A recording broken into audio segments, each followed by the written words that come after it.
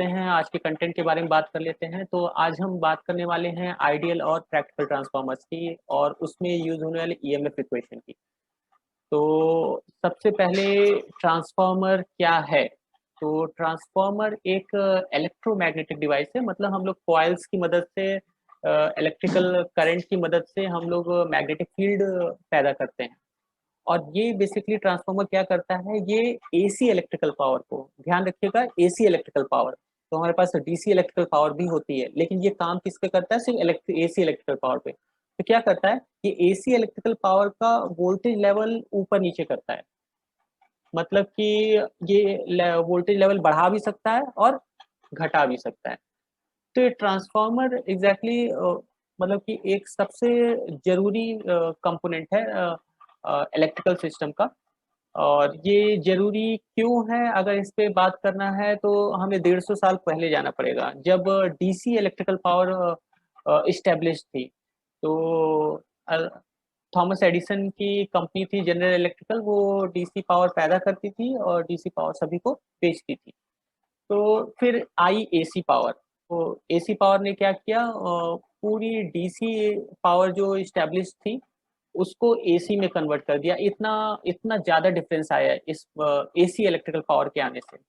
और उसके 2 बहुत ही ज़रूरी पार्ट थे, जो बहुत ज़रूरी जो कंपोनेंट्स थे, जो एसी इलेक्ट्रिकल पावर को डीसी इलेक्ट्रिकल पावर को रिप्लेस करने दिए।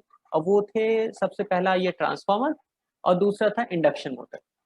तो आप आज की दुनिया में देख रहे होंगे कि हर जगह आपको ट्रांसफार्मर दिखता है और हर मोटर जो होता है करीबन करीबन डी इलेक्ट्रिकल मतलब इंडक्शन मोटर ही होता है। 90% of the motor is induction motor. DC electrical system की जो सबसे बड़ी कमजोरी थी वो थी कि उसमें ट्रांसफार्मर लाइक डिवाइस नहीं था। तो उसके वोल्टेज को हम लोग स्टेप अप या बढ़ा नहीं सकते थे। और जो ट्रांसमिशन लॉसेज होते हैं that depends upon the current I I square into the resistance of the transmission line.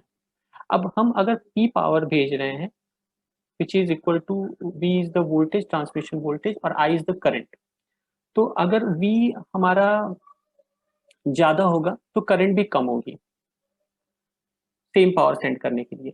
तो आई स्क्वायर आर लॉस भी बहुत कम आएगा। इसीलिए ट्रांसमिशन वोल्टेज जितना ज्यादा से ज्यादा हो सके उतना अच्छा होता है किसी भी सिस्टम के लिए। लेकिन डीसी सिस्टम में प्रॉब्लम थी कि स्टेप अप नहीं कर पाते तो उतने हाई वोल्टेज का जनरेशन पॉसिबल नहीं था। बिकॉज हाई वोल्टेज का जनरेशन जो होता है वो लेस एफिशिएंट होता है किसी सिस्टम के लिए। तो एसी सिस्टम में क्या था, एसी सिस्टम में यही एडवांटेज था, हम लो वोल्टेज पे जनरेशन कर सकते थे। ट्रांसफार्मर की मदद से हम उसको हाई वोल्टेज पे ट्रांसमिट कर सकते थे और फिर ट्रांसफार्मर ट्रांसफार्मर की मदद से हम उसको एक सेफ वोल्टेज पे लाके सप्लाई कर सकते थे। तो ट्रांसफार्मर ने हमें कैपेबल बनाया कि हम दूर से दूर जगह पे पावर सप्लाई कर सकते हैं। ज़्यादा से ज़्यादा ट्रांसमिशन का लाइन का रेजिस्टेंस हो सकता है। तो अब डीसी सिस्टम की तरह ट्रांसमिशन सिस्टम, एसी सिस्टम को हमें उसी जगह पे नहीं लगाना था जहाँ पे लोड सप्लाई करना है। हम कहीं दूर लगा सकते थे और दूर से फिर ट्रांसमिशन लाइन के जरिए हम पावर को दूर दराज एरिया में सप्लाई कर सकते थे। तो transformer is a very important component. तो इतना जानने के बाद आप अप्रिशिएट करेंगे इस कॉन्सेप्ट को कि transformer is very essential for our system. तो चलिए देखते हैं एग्जैक्टली ट्रांसफार्मर होता क्या है, दिखता कैसे है। आपकी स्क्रीन पे एक ट्रांसफार्मर का कोर दिखाया जा रहा है। जैसा कि आप देख सकते हैं इसका स्ट्रक्चर, ये पतली पतली फेरोमैग्नेटिक शीट से बना होता है। इसको हम लैमिनेशन भी कहते हैं। ये एक लैमिनेशन दूसरे लैमिनेशन से आइसोलेटेड, इलेक्ट्रिकली डिसकनेक्टेड होते हैं और इनको साथ में रख के हम पूरा एक स्टैक बना देते हैं। अब ये एक पूरे कोर में हम यहाँ पे कॉइल्स लगा सकते हैं, जिसको हम यहाँ पे वाइंडिंग्स भी बोलते हैं। तो यहाँ पे मैं बताता हूँ कि हम इस कोर पे वाइंडिंग कैसे बना सकते हैं।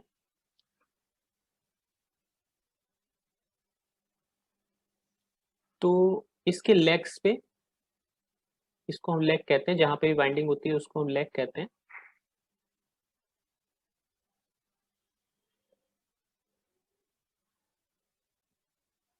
ओके, और दूसरे लेग पे भी हम सेपरेट एक वाइंडिंग बना देते हैं। ये ध्यान रखिए कि ये आपकी दोनों वाइंडिंग इलेक्ट्रिकली आइसोलेटेड है, ये कनेक्टेड नहीं है। ओके, तो पहली वाइंडिंग के लेट अस से N1 टर्न्स ऑफ कंडक्टर है और दूसरी वाइंडिंग के N2 number of turns of conductor है। तो इसमें से एक वाइंडिंग में हम सोर्स लगा देते हैं, वोल्टेज सोर्स। ओके, और दूसरे वाइंडिंग पे हम लोड लगा सकते हैं। देखिए अभी फिलहाल के लिए हम इसको स्विच को ओपन रखेंगे। ओके, तो जिसमें हम सोर्स को लगाते हैं उसको हम प्राइमरी वाइंडिंग कहते हैं, और जहां पे हम लोड लगाते हैं उसको हम सेकेंडरी वाइंडिंग कहते हैं। ओके, तो प्राइमरी वाइंडिंग में जैसे ही वोल्टेज सोर्स आप लगाते हैं उसमें एक करंट स्टैब्लिश होती है, क्योंकि ये वाइंडिंग्स तो क्लोज्ड है, तो obviously current will be there when we are supplying it with voltage. अब इस करंट के कारण क्या होगा कि हमें बायो-सावर्ट्स लॉ पता है। बायो-सावर्ट्स लॉ क्या कहता है कि a current carrying conductor will always generate a magnetic field. ठीक है, तो ये कॉइल्स एक मैग्नेटिक फील्ड पैदा करेंगे। Let me say that this is the path. ये मैग्नेटिक फील्ड हमारे कोर से होके जाएगी, क्योंकि ये एक मैग्नेटिक कंडक्टर है, तो फ्लक्स हमारी मेजॉरिटी जो है फ्लक्स जो है कोर से ही होके जाएगी। तो इसको हम फाई की डेफिनेशन दे सकते हैं, magnetic flux. Okay, now after understanding this we can move on to our 2D diagram, which will be better for explaining the uh, principle of working of this transformer. So let us do that. तो आपकी screen पे एक 2D diagram दिख रहा है transformer का, जो कि हमने अभी इससे पहले ही डिस्कस किया। तो सभी नोटेशन सेम है। यहाँ पे हम कुछ एजम्पशंस लेंगे।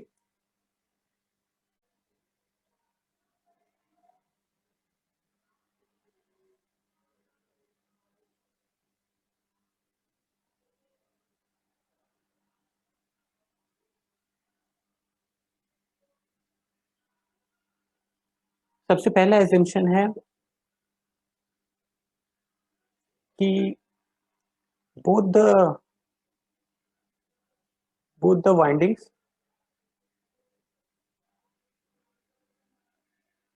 are purely inductive.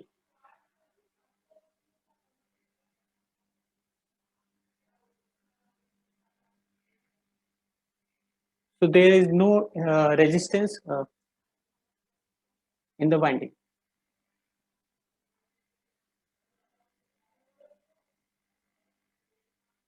So we have neglected the resistance of the conductor. The second is that the magnetic core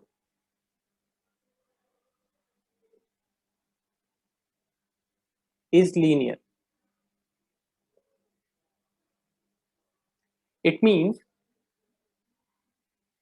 if we draw a curve for BH curve of this magnetic core, then it will be a straight line. Okay, so there will be no losses in the core. And the third is that the magnetic permeability of the core is infinite.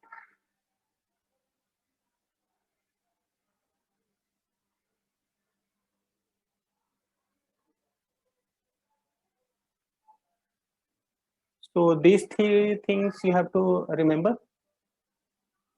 So as with these assumptions, it will be an ideal transformer, which will be not having any losses either in the winding or in the core. तो इसके आगे हम लोग अब बात कर सकते हैं इसके प्रिंसिपल्स की, वर्किंग प्रिंसिपल की। तो वर्किंग प्रिंसिपल समझने के लिए हमें 3 लॉ अच्छे से आना चाहिए।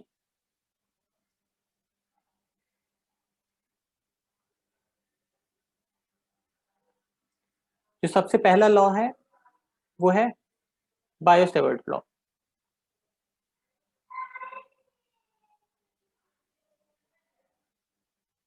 दूसरा है Faraday's law.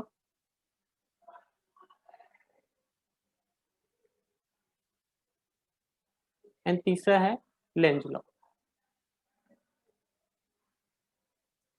So Biot Savart's law क्या कहता है? बायो-सेवर्ट लॉ इतना कहता है कि a current carrying conductor will generate a magnetic field, means there is a relation between I and phi. Okay, Faraday's law says that अगर एक कॉइल से कुछ फ्लक्स लिंक कर रहा है और वो फ्लक्स वेरी कर रहा है इन टाइम, तो उस कॉइल के अक्रॉस एक ईएमएफ इंड्यूस होगा। ओके, ये आपने 12th में भी अपने फिजिक्स में पढ़ा होगा। तो यहाँ पे बहुत ही सिंपल तरीके से आप लिख सकते हो कि E is equal to N D phi by D T. ठीक है, फाई जो है वो फ्लक्स है जो कि लिंक कर रहा है कॉइल से, और एन उसका नंबर ऑफ टर्न है जिस कॉइल से की बात हम कर रहे हैं। तो यहाँ पे दो कॉइल्स हैं, एक प्राइमरी वाइंडिंग का, दूसरा सेकेंडरी वाइंडिंग का, तो दोनों को अलग अलग वहां पे ईएमएफ इंड्यूस होगा।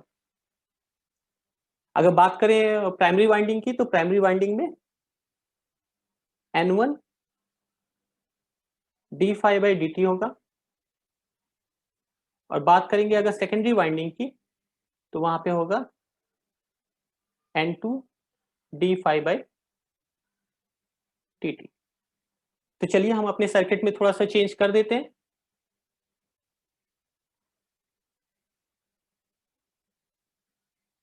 तो हमारी सर्किट यहाँ पे है, तो यहाँ पे हम एक ईएमएफ बता सकते हैं कि यहाँ पे एक ईएमएफ है E1, और यहाँ पे एक ईएमएफ इंड्यूस हो रहा है कॉइल के अक्रॉस E2। अब रही बात इसके साइन की, कि पोलैरिटी क्या होगी इसकी, क्योंकि वोल्टेज जब भी आता है वो एक पोलैरिटी के साथ आता है। ओके, तो चलिए बात करते हैं पोलैरिटी की। पोलैरिटी हमारी लेंज लॉ से आएगी। तो लेंज लॉ क्या कहता है? Lenz law says that effect opposes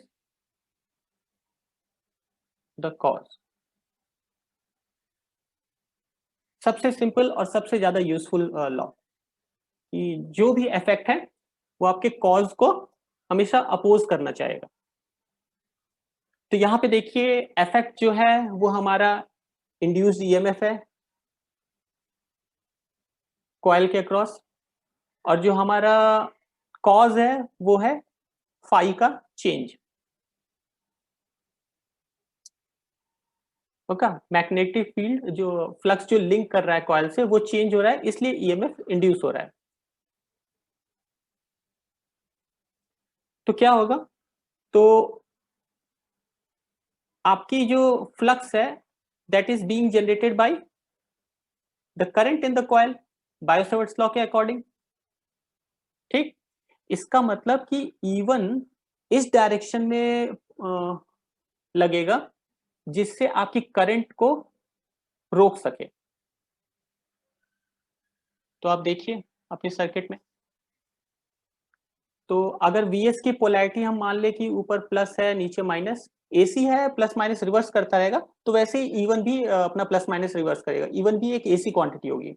तो फिलहाल के लिए अगर यहाँ पे प्लस माइनस देखा जाए, तो E1 की ऐसी पोलैरिटी होगी कि वो करंट को अपोज करे। तो यहाँ पे ध्यान दीजिए और इसको एनालाइज कीजिए आराम से, कि E1 की अगर प्लस ऊपर प्लस नीचे माइनस होगा, तो E1 चाहेगा कि एक करंट वो प्रोड्यूस करे I, that will oppose the I1 current. Okay, इसीलिए E1 यहाँ पे इस पोलैरिटी के साथ आ रहा है। तो आप E1 के जो डेफिनेशन आपने लिखा है उसको हल्का सा चेंज कर सकते हो, उसमें लेंज लॉ इंक्लूड कर सकते हैं और E1 को हम लिख सकते हैं।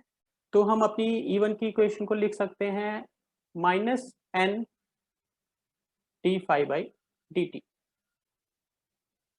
माइनस साइन कहाँ है से आया? माइनस साइन लेंज लॉ से आया। तो ये आपका फैराडेज लॉ हो गया और ये आपका लेंज लॉ हो गया। ओके,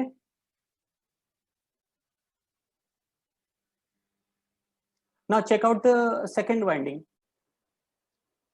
E2 की पोलैरिटी समझने के लिए हमें फ्लेमिंग्स का राइट हैंड रूल अच्छे से समझ में आना चाहिए। तो आपके लिए मैं एक फिजिकल मॉडल आपको डिमॉन्स्ट्रेट करता हूँ।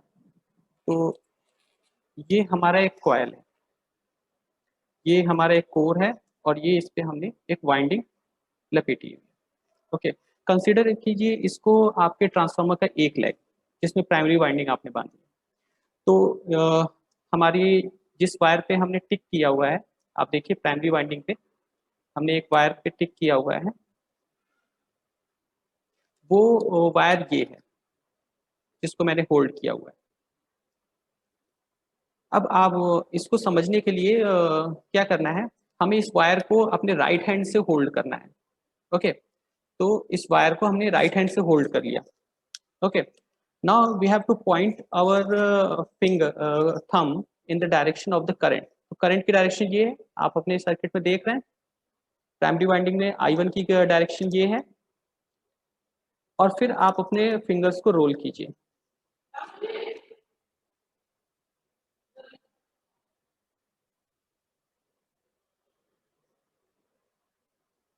तो ये आपकी फ्लक्स की डायरेक्शन बताएगा। अब मेरे अकॉर्डिंग देखिए, मेरे कोर से ऊपर की डायरेक्शन में फ्लक्स जा रही है। ऐसा ही आप अपने साथ कोई भी एक आप इमेजिन कर सकते हो इसको।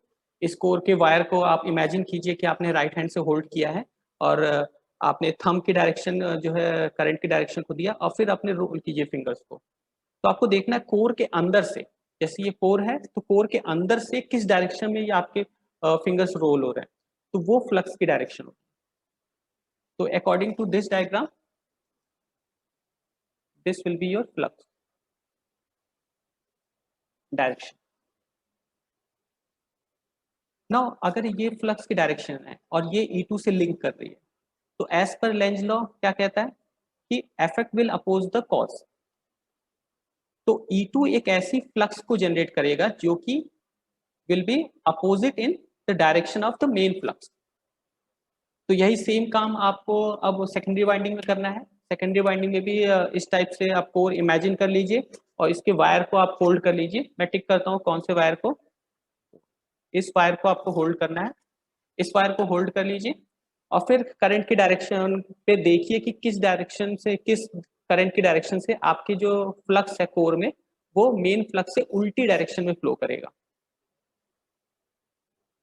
तो देखिए अगर ये होगी करंट की डायरेक्शन तो फ्लक्स जो होगा वो कोर के नीचे से ऊपर जाएगा। आप देखिए, आप खुद इमेजिन करके उस चीज को ऑब्जर्व कीजिए। ओके, तो अगर करंट इस डायरेक्शन में होगी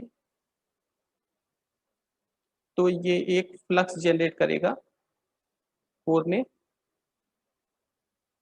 that will be opposite to the main flux.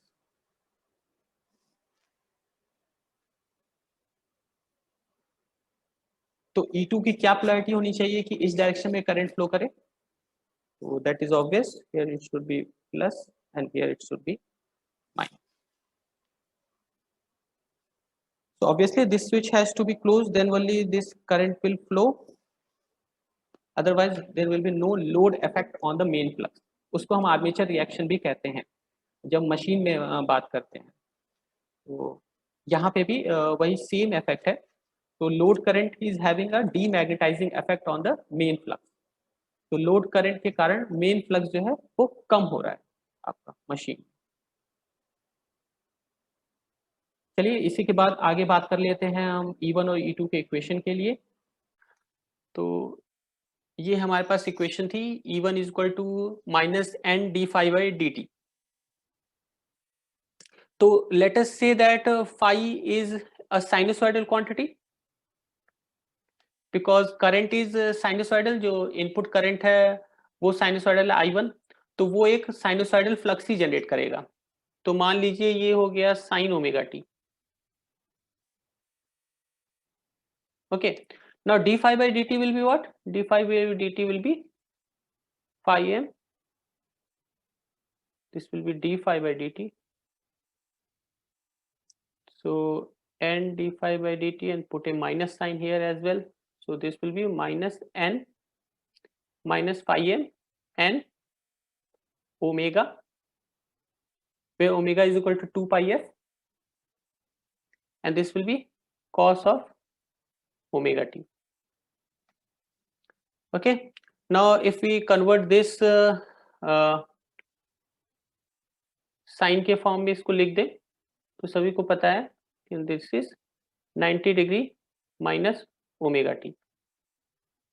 Okay, so it will B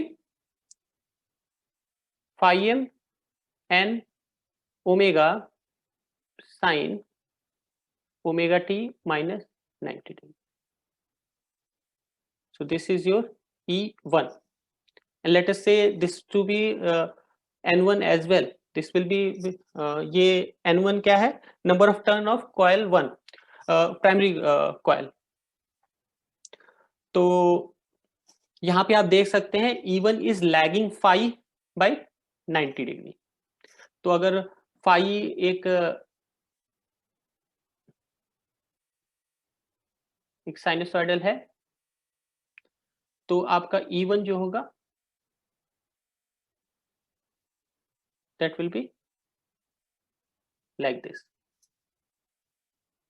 Okay, so this is phi and this is E1. आप देखेंगे E2 का भी अगर फॉर्मूला आप डिराइव करें तो E2 में कुछ ज्यादा चेंज नहीं होगा, बस N1 की जगह पे N2 हो जाएगा, N2 omega sine omega T minus 90 degree. तो यहाँ पे हम एक रेशियो कैलकुलेट कर सकते हैं, E1 by E2 which will be equal to N1 by N2, also called as transformer ratio K। तो अगर K की वैल्यू 1 से ज़्यादा होती है तो सेकेंडरी साइड का वोल्टेज जो है प्राइमरी साइड से कम होता है, और उसको हम लोग स्टेप डाउन ट्रांसफार्मर कहते हैं। वहीं अगर K की वैल्यू 1 से कम होती है तो सेकेंडरी साइड का वोल्टेज जो है प्राइमरी साइड से ज़्यादा होता है, और उसको हम लोग स्टेप अप ट्रांसफार्मर कहते हैं।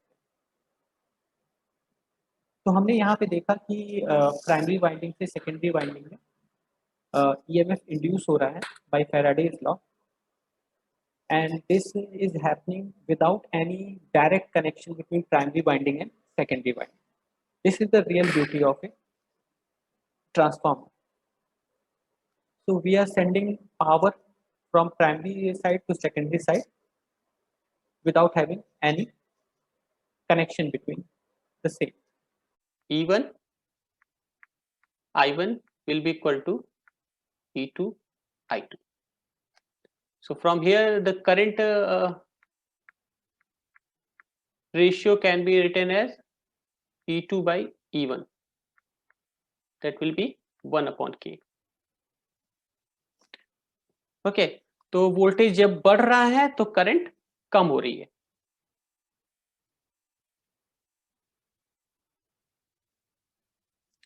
Now this was an ideal transformer. Ideal transformer इसलिए क्योंकि इसमें हमने कोई लॉसेस कंसीडर नहीं किए थे, हमने अपने मैग्नेटिक जो कोर था उसको इनफाइनाइट परमिएबल माना था कि उसमें से ही फ्लक्स फ्लो करेगी, चारों तरफ से फ्लो नहीं करेगी, एयर से लीक आउट नहीं करेगी। फिर हमने ये माना था कि वो लीनियर डिवाइस है, मैग्नेटिक कोर जो है वो एक लीनियर डिवाइस है जिसके कारण उसमें कोई लॉसेस भी नहीं हो रहे थे। तो अब हम एक प्रैक्टिकल ट्रांसफार्मर कंसीडर करेंगे जिसमें इन सारी चीजों को इंक्लूड करेंगे, तो आपको फिर और अच्छे से समझ में आ सकता है कि इन तीनों एजम्पशन का क्या मतलब है। तो let us move forward. to a practical transformer.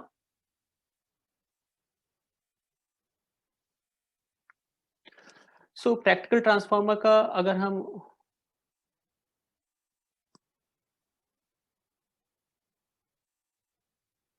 Same diagram बनाए तो उसमें देखिए पहले हमने क्या किया था, पहले हमने कॉइल जो कॉइल्स थे, जो वाइंडिंग्स थी, उसमें हमने फ्री ऑफ रेजिस्टेंस माना था। अब क्या कर रहे हैं, अब हम रेजिस्टेंस कंसीडर कर रहे हैं। तो मान लीजिए इसका रेजिस्टेंस, इस प्राइमरी वाइंडिंग का रेजिस्टेंस R है, ओके। तो यहाँ पे आप इसको कह सकते हैं कि ये R रेजिस्टेंस से लिंक्ड है, ओके। और सेकेंडरी साइड भी इसी तरीके से आप बात कर सकते हैं। ओपन कर देते हैं,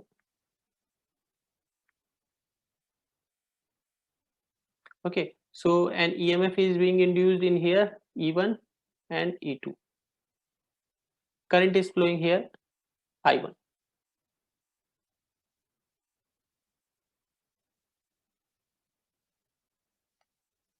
Okay, and polarity you know of E1, तो यहाँ पे इसको E1 को लिख देते हैं।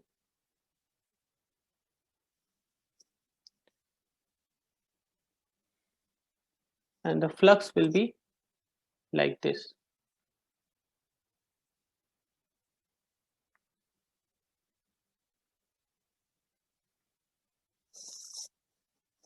Which is flowing in this direction.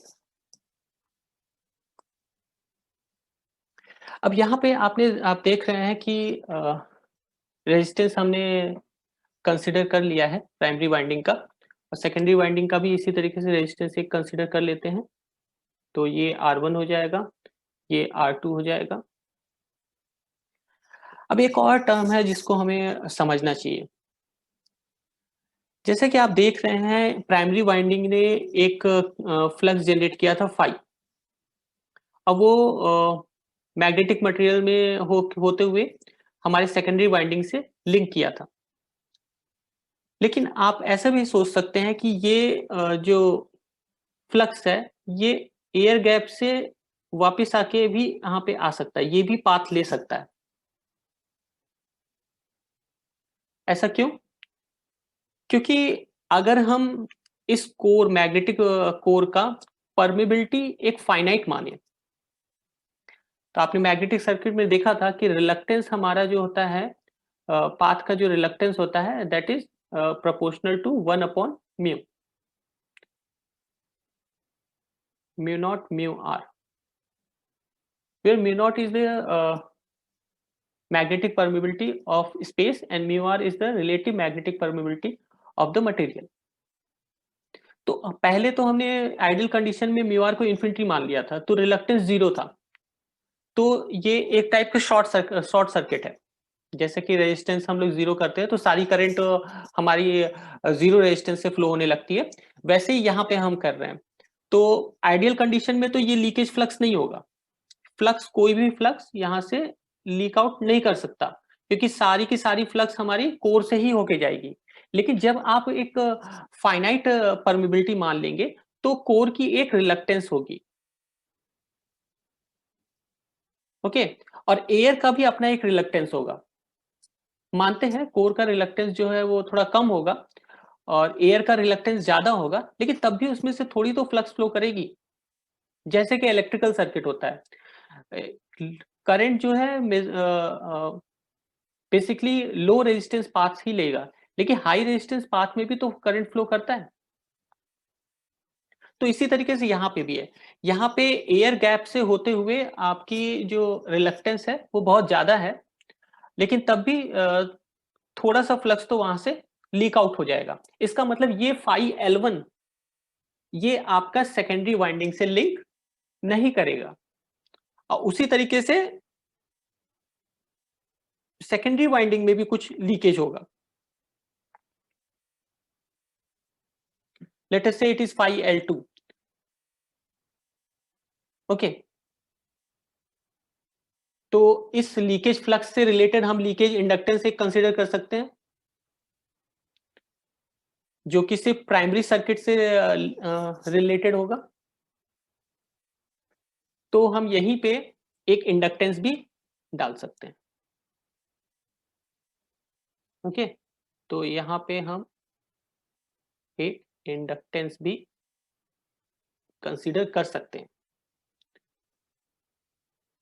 तो यहाँ पे हम इसको L1 लिख सकते हैं, और एक इंडक्टेंस यहाँ सेकेंडरी साइड में भी हम कंसीडर कर सकते हैं।